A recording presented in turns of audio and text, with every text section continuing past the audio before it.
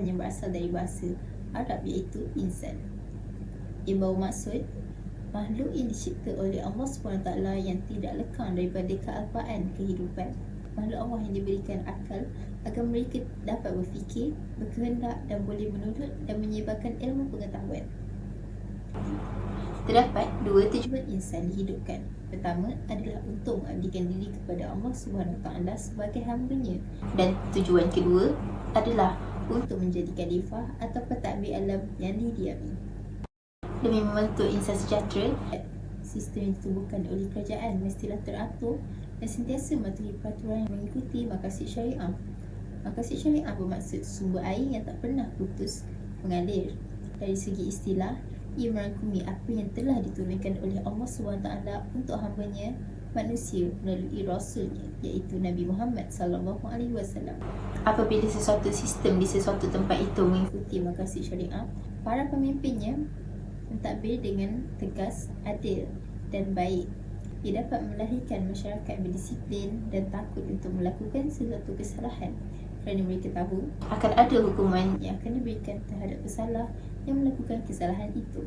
Selain itu, dengan adanya insan yang terpelihara pemikiran dan akhlaknya, kita juga dapat membentuk satu masyarakat yang bukan hanya saling memahami antara satu sama lain, bahkan mereka juga melahirkan mentaliti yang moden dan lebih matang dalam menghadapi sesuatu isu. Beberapa objektif yang kami dapati sepanjang kerja kajian ini dijalankan. Pertama, untuk mengetahui dengan lebih terperinci tentang asal-usul insan yang dicipta oleh Allah SWT di muka bumi ini. Yang kedua, untuk mengetahui dengan lebih dalam tentang konsep insan dan apakah peranan dan tanggungjawab yang perlu dilakukan seseorang insan agar mereka bertindak dengan baik dan sempurna selaras dengan tujuan Allah SWT mencipta mereka.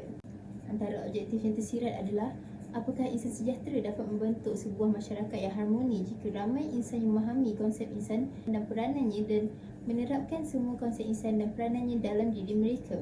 Yang kedua, apakah tujuan Allah SWT menyuruh seseorang insan memahami konsep diri mereka dengan telus, dan tahukah mereka tentang peranan atau tanggungjawab yang perlu dilaksanakan di dunia ini? Assalamualaikum warahmatullahi taala wabarakatuh. Hari saya akan membincangkan mengenai kajian literatur. Yang pertama, manusia juga mempunyai potensi diri lain mendorong mereka ke arah perlakuan melalui tindakan, sikap beserta perilaku negatif yang boleh merugikan, menurut Prof. Jalaluddin. Menurut perkataan kata asal Al-Insan, kita difahamkan secara dasarnya manusia memiliki potensi dalam mengembangkan positiviti dalam diri secara fizikal, mental maupun spiritual. Yang kedua pula ialah sebagaimana pada firman Allah dalam Quran Surah At-Tin ayat 4, yakni sebagai berikut yang membawa maksud sesungguhnya kami telah menciptakan manusia dalam bentuk yang sebaik-baiknya. Mengenai ayat tersebut, As-Sa'di mentafsirkannya dalam tafsir As-Sa'di diyakni bahawa firman Allah SWT bahawasanya menyatakan bahawa ia telah menciptakan diri manusia itu dengan bentuk yang paling sempurna dan paling indah. Seterusnya, yang ketiga, Allah menciptakan manusia dengan bentuk yang terbaik adalah dengan tujuan besar dan mulia, yakni supaya manusia mengkhususkan semua ibadahnya kepada Allah semata. Salah satu tujuan Allah menciptakan manusia adalah supaya manusia sentiasa mendirikan ibadah hanya untuk Allah SWT. Selain itu, manusia diberikan bentuk fizikal yang baik dan juga akal yang dapat membezakan baik maupun buruk. Manusia juga dapat membezakan mana yang bermanfaat dan memburukkan dirinya. Kesemua itu merupakan anugerah yang Allah berikan kepada manusia dan tidak diberikan kepada makhluk-makhluk selainnya. Terusnya, yang keempat, menurut Keratan Akhbar, dari berita harian yang ditulis oleh Dr. Ratna Roshidah Abdul Razak, keseimbangan dalam hidup merupakan kunci bagi mencapai kesejahteraan. Sejahtera secara etimologi bermaksud yang meliputi sesuatu sihat, tenang, damai dan membahagiakan. Akhbar tersebut menghuraikan tentang 3 aspek penting untuk menyeimbangkan kehidupan manusia. Komponen-komponen berikut merupakan fizikal, intelektual dan spiritual. Fizikal dalam konteks ini melibatkan organ-organ yang bersifat fizikal, baik di dalam maupun di luar badan. Sebagai contohnya, organ seperti jantung, hati dan paru-paru.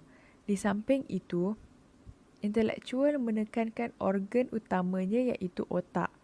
Seterusnya, spiritual yang memainkan faktor terpenting di mana ia perlu memastikan fizikal dan intelektual berfungsi dengan sempurna dan sejahtera. Yang kelima, begitu juga dengan pandangan Profesor Tan Sri Zulkifli Abdul Razak. Beliau menjelaskan bahawa kedudukan yang sejahtera bermula dari gaya hidup yang seimbang. Organ yang sukar dilihat secara kasarnya seperti hati yang padanya terkandung roh dan akal yang secara keseluruhannya digelar sebagai jiwa. Kegagalan organ-organ yang mengandungi komponen spiritual boleh mengakibatkan sakit jiwa terhadap manusia. Seterusnya, menurut Stephen R. Covey, di dalam bukunya The 7 Habits of Highly Effective People, menegaskan rasa sejahtera itu iaitu rasa aman wujud kerana pemahaman manusia tentang adanya prinsip yang benar yang boleh dipegang sehingga ke akhir hayat, malah tidak akan berubah. Dalam konteks ini, ia menyatakan bahawa Islam menuntut kehidupan adalah kerana ibadah yang diturunkan oleh Allah untuk umat Islam. Tujuan pertama bagi manusia dihidupkan di muka bumi ini ialah menjadi hamba kepada penciptanya, iaitu Allah SWT. Manakala tujuan kedua ialah mentadbir alam yang dihuni. Okey, yang ketujuh pula, menurut kajian Profesor Madya Dr. Yasir Muhammad Mustafa, beliau menyatakan bahawa falsafah pendidikan penting untuk kesejahteraan dalam kehidupan. Di dalam kajian beliau, falsafah pendidikan kebangsaan FPK secara dasarnya menyatakan tujuan pendidikan adalah usaha berterusan bagi melahirkan insan yang seimbang dan juga harmonis mengikut kepercayaan dan kepatuhannya kepada Tuhan. Erti kata lain, ianya bertujuan melahirkan insan yang sejahtera. Maksud tersiratnya pula, kebolehan seseorang dalam berdaya saing dengan cara yang baik perlu bagi memastikan seseorang itu merupakan insan sejahtera. Yang ke-8, ditambah pula oleh Profesor Tan Sri Dr. Zulkifli Abdul Razak di dalam buku Essay on Sejahtera, kesejahteraan boleh dikecapi jika 10 ramuan spices bagi kesejahteraan adalah seimbang. 10 ramuan kesejahteraan tersebut ialah rohani, fizikal psikologi, intelektual, kognitif, budaya, etika, emosi, ekologi, ekonomi dan sosial. Dan yang terakhir, ke-9, Allah SWT berfirman di dalam surah Ar-Rahman yang ke-7, menekankan kepentingan keseimbangan yang membawa maksud dan langit dijadikannya membumbung tinggi serta ia mengadakan undang-undang dan peraturan neraca keadilan. Ini bertujuan supaya tidak melampaui batas dalam keseimbangan. Dalam konteks tersebut, ini bertujuan supaya tidak melampaui batas dalam keseimbangan. Kesimpulannya, kompetitif atau berdaya saing yang diterapkan di dalam diri tanpa keseimbangan dan kesejahteraan akan menyebabkan kemusnahan kepada diri, masyarakat, negara dan juga bumi ini. Sekian, terima kasih. Islam adalah agama yang membawa ajaran yang baik dalam kehidupan manusia. Islam juga mendorong umatnya menjalani kehidupan yang beriman dan bertakwa. Di samping itu, Islam juga merupakan ajaran yang berpandukan kepada dua sumber iaitu Al-Quran dan As-Sunnah. Kedua-duanya adalah sumber yang mengandungi panduan seperti akidah dan gaya hidup yang sebenar, peraturan dan undang-undang syariah Islam. Oleh itu, umat Islam perlu mengikut garis panduan yang telah termaktub dalam kitab suci tersebut. Al-Quran juga adalah sumber yang utama dalam mendefinisikan manusia. Terdapat 6 konsep yang telah digunakan di dalam Al-Quran bagi mendefinisikan manusia. Antaranya adalah konsep al-bars, al-insan, an-nas dan konsep Bani Adam. Namun, setiap daripada konsep itu menekankan pengertian yang berbeza. Konsep al-insan menekankan lebih kepada keistimewaan manusia sebagai khalifah Allah Subhanahu Wa Taala dan bertugas sebagai pemikul amanah di muka bumi ini. Jadi, apakah maksud insan itu? Kata insan berasal dari kata al-ins, ianya sering dinyatakan di dalam Al-Quran sebanyak 65 kali dalam 43 surah. Kata insan juga disebut di dalam Al-Quran merujuk kepada manusia untuk menceritakan tentang seluruh jiwa dan raganya. Kata ini juga disebut sebanyak 73 kali di dalam Al-Quran. Berdasarkan etimologi, al-insan yang terbentuk dari kata akanasia membawa maksud insan kepada harmonis, lemah lembut, tampak atau pelupa. Selain itu, al-insan juga terbentuk dari kata akal naus yang bermaksud pergerakan atau dynamism. Melalui kata al-insan di dalam Al-Quran dapat kita ketahui bahawa manusia adalah makhluk yang memiliki keistimewaan seperti mempunyai perkembangan fizikal dan mental.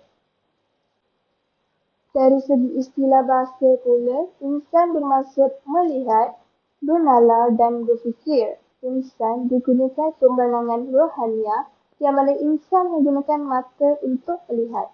Oleh itu, insan dapat memperoleh ilmu dari apa yang dilihat. Selain itu juga, insan juga dapat melihat keindahan ciptaannya seperti gunung, langit dan laut yang luas di muka bumi ini. Ilmu pengetahuan yang manusia peroleh juga dapat membezakan yang mana benar atau salah. Manusia juga didefinisikan makhluk yang beradab seperti meminta izin sebelum melakukan sesuatu. Namun, ada juga sesetengah manusia yang melakukan sebarang tindakan atau perilaku yang negatif dan merugikan. Insan juga berfikir menggunakan akal iaitu al-bayan. Insan adalah makhluk yang istimewa kerana dianugerahkan akal fikiran oleh Tuhan Yang Maha Esa untuk berfikir. Seterusnya kita pergi kepada hakikat kejadian insan. Insan merupakan makhluk yang ciptaan Allah yang paling istimewa di muka bumi dan hanya Allah sahaja yang tahu asal-usul kejadian. Namun, terdapat pelbagai epistemologi iaitu ilmu falsafah yang membawa fahaman yang berbeza mengenai asal-usul manusia. Menurut teori evolusi daripada perspektif ahli falsafah barat dan Yunani, mereka mempercayai bahawa manusia berasal daripada binatang, iaitu binatang yang berupa seperti mawas manusia. Teori kejadian manusia menurut Islam merujuk kepada kitab suci, Al-Quran dan As-Sunnah. Proses kejadian insan yang diterangkan di dalam Al-Quran sangat jelas dan terperinci. Penggunaan kata al-insan di dalam Al-Quran menerangkan tentang dua proses iaitu proses biologi dan proses psikologi iaitu pendekatan spiritual. Menurut Islam juga, kejadian manusia merangkumi daripada jasad, akal dan juga roh. Seterusnya adalah insan sebagai hamba dan khalifah Allah. Allah menciptakan insan bukan hanya untuk hidup di muka bumi, namun Allah telah menetapkan pelbagai matlamat dan tujuan. Kedudukan insan diangkat lebih tinggi daripada makhluk yang lain kerana manusia adalah sebaik-baik penciptaan.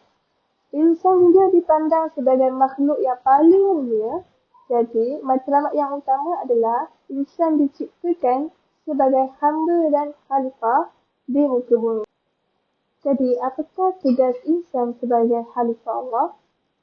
Insan merupakan wakil yang dilantik oleh Allah sebagai khalifah kerana insan adalah makhluk yang paling layak dan mempunyai akal fikiran yang kritis dan mampu mengembangkan ilmu pengetahuan. Insan sebagai khalifah berperanan untuk mentadbir bumi serta menemukan hukum alam dan memakmurkannya sehingga bumi menjadi tempat tinggal yang selamat untuk didiami. Selain itu, insan juga berperanan untuk menjaga agama, masyarakat dan negara.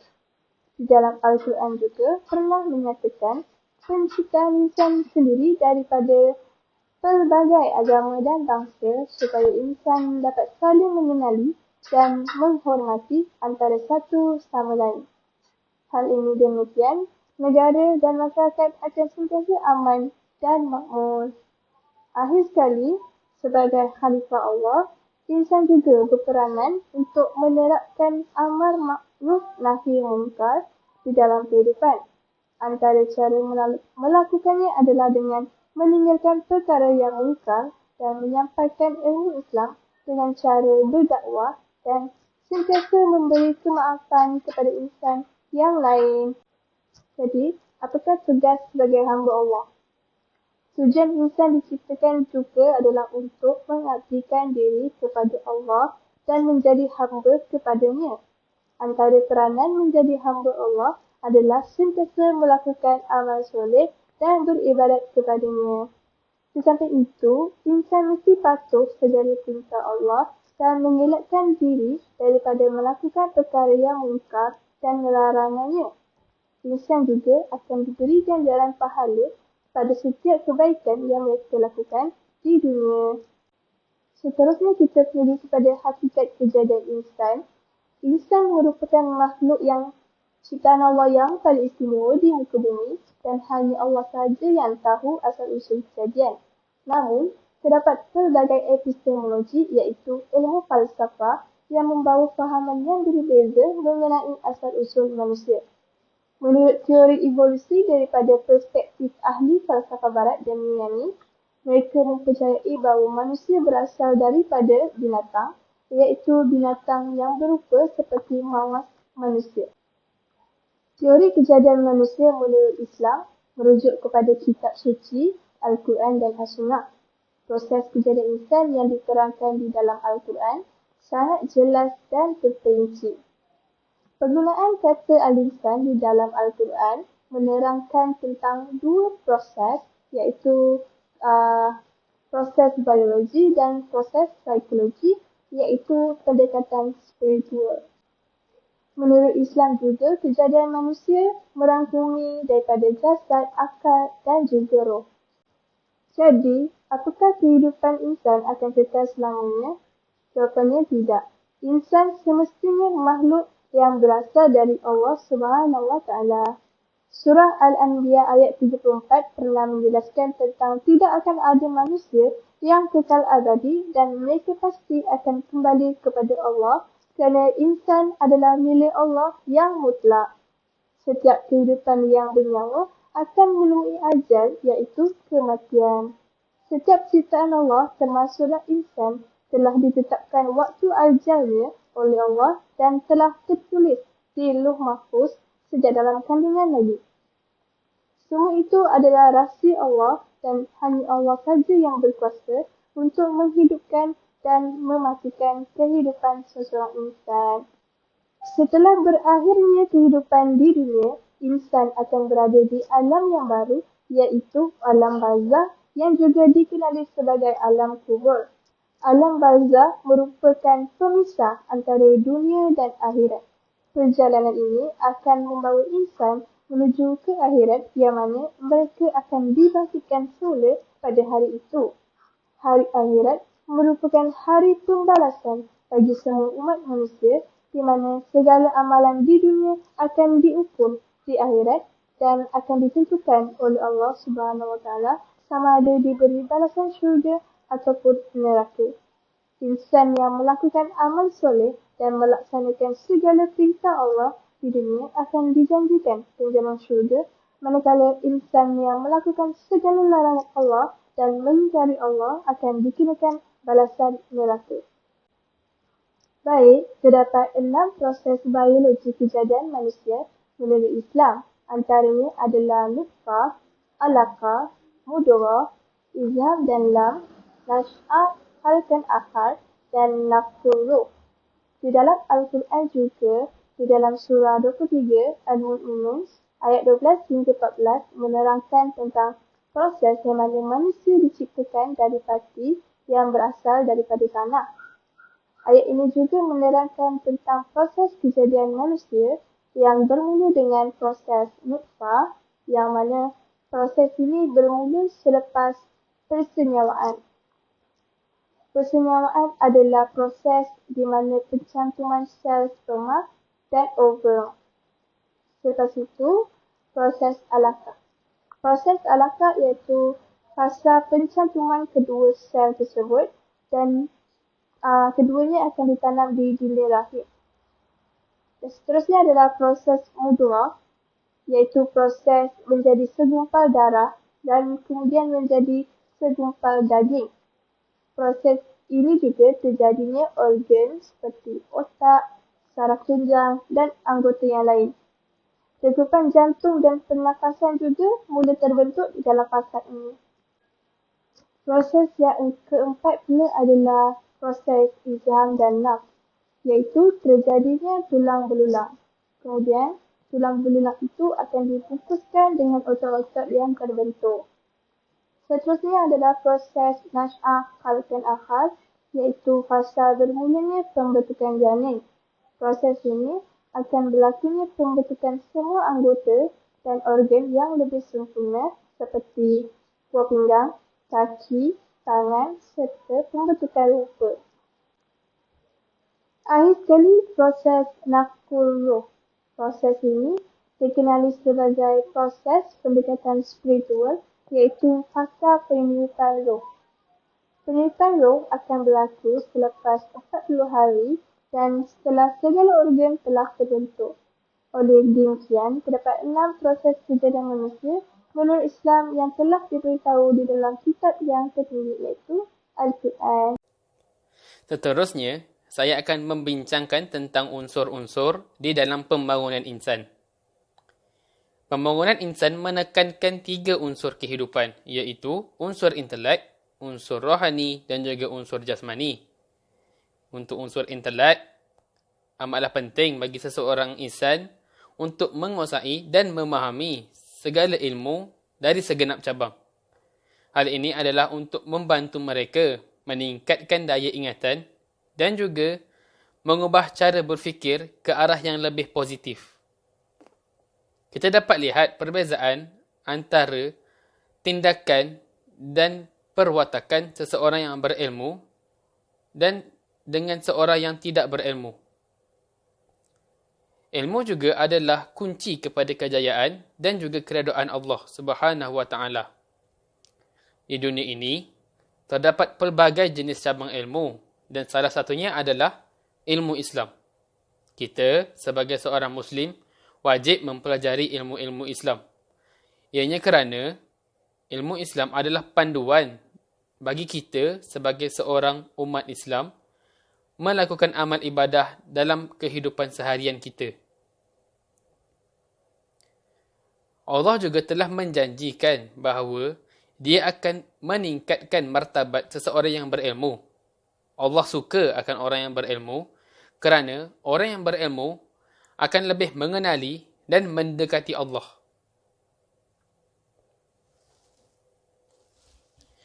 Kemudian, yang kedua iaitu unsur rohani.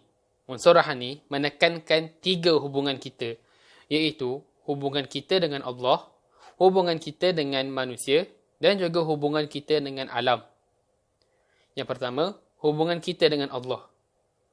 Kita wajib memelihara hubungan kita dengan Allah kerana ianya adalah hubungan di antara Tuhan dan juga hamba-Nya. Kita haruslah bersyukur dan menikmati segala nikmat yang telah diberikan oleh Allah Subhanahu wa taala. Dan dengan cara membalas kebaikan Allah Subhanahu wa taala, kita hendaklah taat dan patuh akan perintahnya, sekaligus menjaga hubungan kita dengan Allah. Yang kedua, hubungan sesama manusia. Ini amatlah penting, terutama bagi kita, rakyat Malaysia, yang rakyatnya adalah berbilang kaum. Kita sebagai umat Islam tidak seharusnya mencela ataupun memandang remeh agama yang lain seperti agama Hindu. Hal ini kerana Islam mengajar kita untuk menghormati agama lain. Dan yang ketiga adalah hubungan kita dengan alam. Kita haruslah memelihara alam. dan menjaga alam dengan sebaiknya kerana ianya mempunyai fungsi yang tersendiri terhadap persekitaran kita. Sekarang, kita dapat lihat bahawa pembalakan haram tidak dapat dikawal dan dibendung. Jadi, kerajaan kita hendaklah mengambil inisiatif atau tindakan terhadap pembalak haram supaya mereka menghentikan kegiatan mereka. Dan unsur yang terakhir, iaitu unsur jasmani. Ianya adalah tindakan seseorang insan menjaga kemaslahatan dan kesejahteraan diri sendiri. Hal ini kerana badan yang sihat diperlukan untuk melakukan ibadah dengan sempurna. Penjagaan jasmani bukan sahaja penting untuk kekuatan badan kita sahaja, bahkan ia juga mampu membuatkan otak kita berkembang. Ia dapat membantu kita untuk berfikir secara lebih abstrak dan juga mampu menyelesaikan masalah-masalah. Selain itu, jika kita aktif, kita juga dapat mengeratkan hubungan kita dengan yang lain. Sebagai contoh, jika kita sering bersenam di petang, kita akan bertemu dengan lebih ramai orang dan di situ berlakulah hubungan di antara kita dengan orang lain yang tidak kita kenali. Maka terjalinlah satu hubungan yang baru di antara kita dengan dunia luar. Secara kesimpulannya, kita dapat merumuskan bahawa insan adalah makhluk Allah yang istimewa, berbeza dengan makhluknya yang lain. Hal ini kerana insan dikurniakan satu nikmat yang tidak diberikan oleh Allah kepada makhluknya yang lain, iaitu nikmat akal. Hal ini membolehkan insan untuk membezakan antara yang baik dan juga yang buruk. Kemudian, kita dapat merumuskan bahawa pembangunan insan merangkumi 3 aspek, iaitu aspek intelektual, aspek rohani dan juga aspek jasmani. Dan akhir sekali, kita akan membincangkan tentang cadangan yang boleh diambil bagi menerapkan konsep pembangunan insan ke dalam masyarakat. Yang pertama, pendidikan awal. Ianya amatlah penting kerana di waktu usia muda lah waktu yang paling sesuai untuk membentuk sasiah dan perilaku seseorang insan. Kemudian, peranan ibu bapa. Ibu bapa hendaklah menunjukkan contoh dan teladan yang baik kerana anak-anak cenderung untuk mengikuti tingkah laku dan tata cara mereka. Bak kata pepatah, ke mana tumpahnya kuah kalau tidak ke nasi. Dan akhir sekali, peranan kerajaan. Pemimpin hendaklah menunjukkan contoh dan teladan yang baik untuk rakyat, supaya rakyat menghormati dan mentaati mereka. Hal ini kerana seorang pemimpin yang baik akan melahirkan rakyat yang baik. Dan rakyat yang baik akan melahirkan sebuah negara yang baik. Jadi, sampai di sini sahaja pembentangan hari ini. Sekian, terima kasih. Assalamualaikum warahmatullahi wabarakatuh.